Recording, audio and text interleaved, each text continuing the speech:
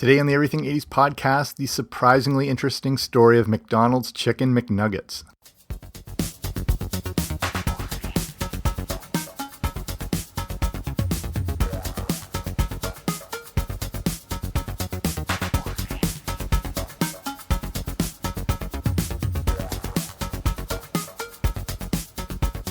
Hey there, what's happening? Welcome back to the Everything 80s podcast. I'm Jamie. Thanks for coming on out.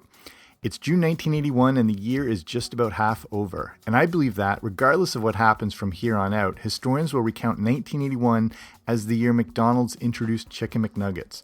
Now, I think so. Let's assume for a minute that there's a portion of the chicken anatomy that can accurately be described as nuggets. Is this something you want to eat? These are the words spoken by David Letterman on The Tonight Show June 4th, 1981. He was summing up this strange new snack-type creation that fast food giant McDonald's had just put out. So that's what we're looking at today. Chicken McNuggets are a fast food item from McDonald's. They were developed by Keystone Foods in the late 70s. They started with a trial launch in 1981, followed by worldwide launch in 1983, and were an immediate hit. Little did David Letterman know many people would think the same thing as his statement back on The Tonight Show. But this would also be one of the most popular fast food items in history.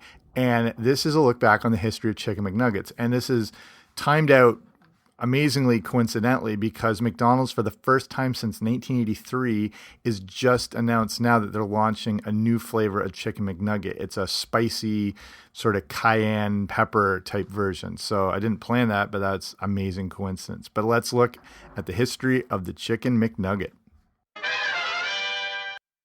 So let's look at how this thing came to be. And like I mentioned, even though Chicken McNuggets are an 80s food, the story begins in the late 70s with Keystone Foods. The idea for a small bite size or two size pieces of, processed chicken wrapped in a batter and deep fried came from a man named Herb Lotman. Herb was the founder of Keystone Foods, which is actually a Brazilian food processing company. Herb's story is pretty amazing as he started out as a truck driver and would start and grow a beef and chicken supply company that would become one of the biggest in the world. Keystone Foods was very key in producing frozen burgers in the 60s that would then become mass produced. He started supplying these to McDonald's and then would develop frozen fish and chicken items before coming up with the McNugget. This guy was a heavyweight in the fast food industry, and fast food as we know it would not have existed without him. And I don't know if you've seen that movie, The Founder, about the history of Ray Kroc and McDonald's. And McDonald's obviously started with two people named McDonald, Dick and Mac McDonald. Then they opened the first one somewhere in, I don't know if it was San Antonio, somewhere in California. And then they had tried to franchise. If you haven't seen this movie, it's brilliant. But they had tried to franchise, didn't like it, and they wanted more control over the restaurant. And then Ray Kroc, who sold milkshake mixers, comes into the scene, and he sees the huge potential with this restaurant, and he convinces them to start franchising it. And then he grows it really fast. And how he does that is he starts leasing the land. So the people who opened the franchise had to rent the land, so they would always make the money plus the profits on that was basically the secret to McDonald's. But the big part of the whole thing was the idea of being able to have frozen, easily thawed, and then cooked food from mass, quantities and different sort of stations throughout the country. And that's all because of this guy, Herb. And again, so like that's just part of the story that's never told, that it wouldn't have happened without his businesses. Okay, so creating the actual McNugget. So Herb supplied the idea and the chicken, but the actual recipe for the McNuggets would be created by René Arend.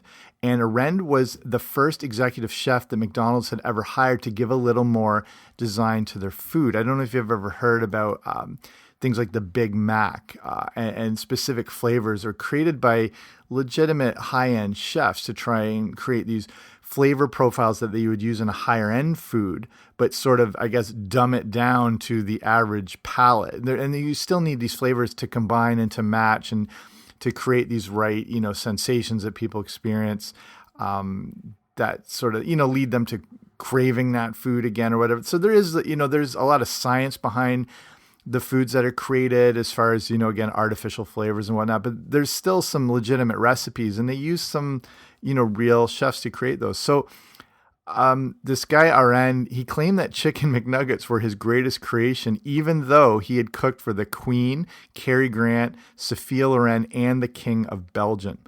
He stated that those meals were once-in-a-lifetime dinners long since forgotten, but chicken McNuggets will go on long after I am gone.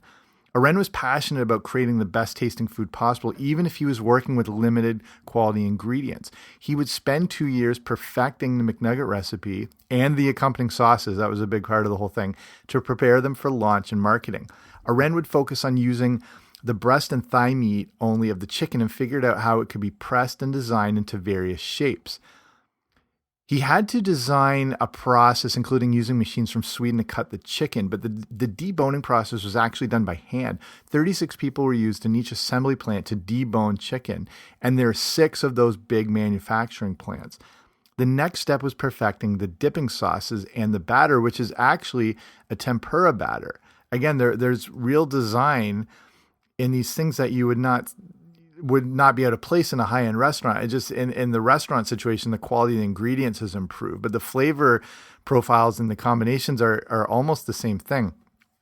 Aren had a strong background in sauces from his work all over the world and would go through hundreds of creations before landing on 3: hot mustard, barbecue, and sweet and sour. The hardest thing in all of this was determining the right cooking times for the chicken. They would be partially cooked in the factories, then flash frozen and sent to the restaurants, where they would be fried some more before serving. Let's look at the physical chicken McNuggets themselves. And this may be the fact of the podcast. And this was, I don't know, something I just was never totally aware about, but there are actually 4 specific shapes. They're actually designed in shapes, even though they might not look like it. I don't know if I just never paid attention or this just sort of flew over my head, but you've got the shape of the bell. There is a bow tie. There is a ball, and then there's a boot. They decided on those 4 things. The reasoning behind these shapes was pretty strategic and partly fun. The shapes needed to be able to dip properly into the sauces, and the similar sizes were to ensure that they would all be cooked evenly at the same time. The 4 shapes, well, besides for being fun, they didn't want to go overboard with the fun, apparently. This is actual McDonald's quote saying 3 would have been too few, 5 would have been like wacky. So you can't argue with that. Let's look at so we're talking about some, real design and some real care taken into the flavors and the creations. But let's look at what's actually in Chicken McNuggets, because like I said, they have to use inferior quality ingredients compared to like a Michelin-starred restaurant. I'll get to the actual nutrition and quality and how they've changed, but here's the quick look at what's actually ingredient-wise in the McNuggets. So you got the white boneless chicken, you've got water and salt, then a seasoning, which is a lot of different ingredients. Here's a side note. So like I also work in fitness and nutrition and everything like that. And so I'm very aware of, additives and artificial ingredients and things like, that go into flavors that don't necessarily exist in nature or colors that don't seem to exist in nature. And this is a thing fast food restaurants have been able to do over the years legally to get around declaring everything that goes into their ingredient. They can just take one name like seasoning, and then they could have 30 ingredients that make up that seasoning, but all they have to do is legally just list seasoning. A great example, like a Burger King strawberry milkshake. Their strawberry flavor contains like 36 different compounds and ingredients that makes that up, but they only just have to list strawberry flavor. And interestingly, there is no strawberry anything in that flavoring. It's just a combination of all these different things. So example with the seasoning, here's just some of the things in it, like a yeast extract, salt, wheat starch, natural flavoring, safflower oil, lemon juice solids, dextrose, citric acid. Yeast extract is an interesting one in a lot of artificial flavors because they can manipulate yeasts to take on different flavors. And it's a way that companies can use, instead of saying something is an artificial flavor, they can say it's a natural flavor. So if you see that on a packaging, you're like, oh, natural flavors. You're like, oh, it must be actual, lemon juice that's wrung out by hand and put in, but it's not. It's almost the exact same process as how they create artificial flavor. It's the same sort of path it follows. It's just the end result's a little different. So a lot of times if you see natural flavor, they will use a lot of these yeasts that exist, but it's a yeast extract. And again, from there, they can manipulate it into different flavor profiles. Okay, from there you got sodium phosphates, you got the batter with water and enriched flour. That flour has bleached white flour, niacin, reduced iron, thiamine, mennonitrate, riboflavin, folic acid. There's yellow corn flour, there's bleached wheat flour, leavening, spices, wheat starch, dextrose, corn starch. That's just a sampling, but that's the main stuff that's included. And that's why you will just never be able to recreate these items at home. You can take all these exact ingredients, you can get these anywhere, but it comes down to those artificial flavors or those natural flavors or whatever form they're using in their whatever their seasoning or their flavors or whatever. So you can take all those things, but that's the key to these items, whether it's, chips or chocolate bars or candy or fast food, it all comes down to that. So from there, the McNuggets are fried in vegetable oil, which is made of canola oil, corn oil, soybean oil, and hydrogenated soybean oil. So here's a quick look at the Chicken McNuggets calories and nutrition when you eat a 6-pack of them. You're going to have 287 calories, 19 grams of fat. Of that, 3.1 grams is saturated. You have 5 grams of polyunsaturated fat, 8 grams of monounsaturated fat. You're going to have 41 milligrams of cholesterol, 537 grams of sodium, 239 grams of potassium, 14 grams of carbohydrates, 15 grams of protein. You're going to have a little bit of vitamin C and a tiny, tiny bit of iron, but that's about it. Okay, before we move on, let's take a quick break. They're here. They're here? Bobby, they're here. They're here? Yeah.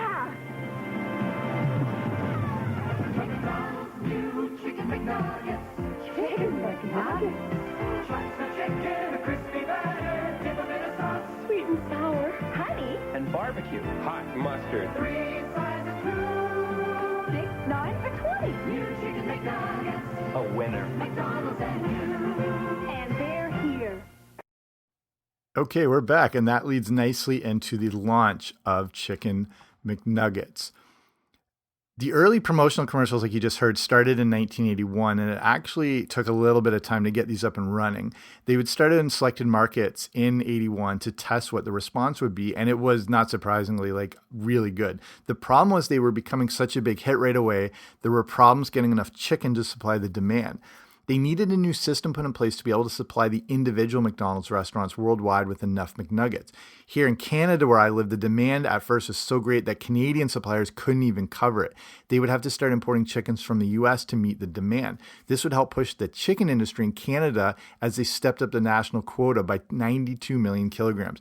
It would take 2 years to get all these supply problems solved, and Chicken McNuggets weren't actually rolled out worldwide until 1983. That's how big a hit these things were. And of course, what made them big was the way they anthropomorphized the cartoon sort of Chicken McNugget buddies to help launch them as it grew, and they catered these things more to kids because these were cute. And, when you have an anthropomorphic representation of a food, it really can help sell them. And that's why you see cartoon animals and characters used to sell obviously fast food and breakfast cereal and other junk foods and even things like toilet paper and whatever, just because kids resonate more with it. They would start putting the McNugget buddies in the Happy Meal, and they first started using them in commercials in 85 as, again, like with McDonald's as an example of that, cartoony animal character. Each fast food item at McDonald's has a character associated with them. Like Grimace was originally to launch milkshakes, and Birdie is for the McDonald's breakfast, obviously the Hamburglar, all these things. McNugget Buddies were some of the most popular characters and Happy Meal toys that McDonald's has ever put out. In the commercials, the voices of all 6 McBuddies were voiced by one guy who is actually the voice of Sweep from Transformers and Deep Six from G.I. Joe. His name is Hal Rail. You can picture that sort of squeaky, high-pitched voice they had. In the commercials, the McNugget Buddies would always make horrible puns, but this was the golden age of fast food and the characters that sold them. You may have noticed that today this tradition is long gone, and you haven't seen those characters for years because of a lot of the issues that came around with advertising and promoting things to children. And I did a whole show covering this, and the topic of deregulation and kids not being able to differentiate between what's a commercial and what is a an ad or like a cartoon show or whatever. So like a McDonald's commercial, a little kid might think that's just the continuation of the cartoon or the TV show they're watching. They don't know they're sort of being manipulated into wanting these products or whatever. The McNugget Buddies would also be super popular with their Halloween versions over the years. So I touched on the idea about the nutritional component, if any, to these things. And a lot of that's come up. Are chicken McNuggets just this sort of McFrankenstein chicken? Is it just a genetically modified creation that has no basis in nature or nutrition? And that's plagued McDonald's since the nuggets were first launched, like I said, with that quote from David Letterman at the start of the show. And this would continue for years. People researching more into what went into these nuggets would claim that the chicken actually came from older, unhealthy chickens that could no longer lay eggs. They are overbred to become larger, and all the meat is taken and mashed together, mixed with stabilizers and, again, those unnatural ingredients I said, before being pressed together, flash frozen, and eventually deep fried twice. Lawsuits have come up over the issue that chicken McNuggets are made with things that could never be used at home, like that whole point I said, you can find all those ingredients everywhere, but why can you never recreate these things at home? And that's one of the issues that came up. This gets a little ridiculous, as when you walk into a fast food restaurant, you throw some of the nutritional expectations out the window.